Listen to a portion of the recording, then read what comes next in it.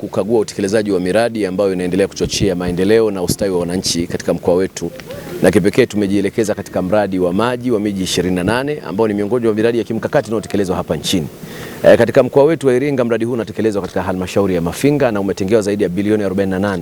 Lengo hasa ni kuhakikisha kwamba tunaboresha upatikanaji wa maji safi na salama, lakini pia kuhakikisha kwamba uhakika wa maji kwa maeneo yote ya uzalishaji mali pamoja na maeneo ya huduma, wananchi wanakuwa na uhakika wa maji. Status ya mradi huu inaonyesha inakwenda vizuri, kwa maana ya kwamba mpango kazi uliowekwa na mkandarasi unakwenda vizuri, na hatua tuliyoifikia haina mashaka kwamba fedha zikiendelea kutolewa na usimamizi ukaendelea kuimarika, mradi huu utakamilika na kuhakikisha kwamba ile dira ya Mheshimiwa Rais ya kuhakikisha maji safi na salama inafikia kila mtu itakuwa imetimia.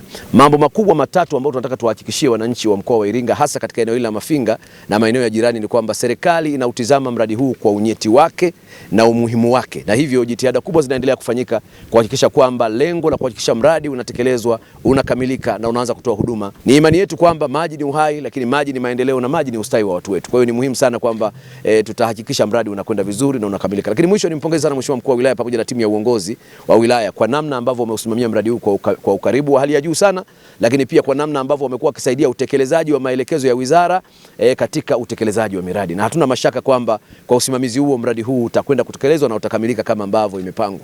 Kwa jina naitwa Toipango. Hapa ni eneo la mtaa wa Mizani. Sasa tunashukuru kwamba mradi huu umeshaletwa. Jina langu naitwa Zakayo Ngala.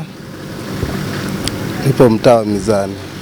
Ndio maana tunaomba hata mkandarasi, kama serikali inaweza kumhamasisha aweze kufanya kwa juhudi ili watu waweze kupata maji.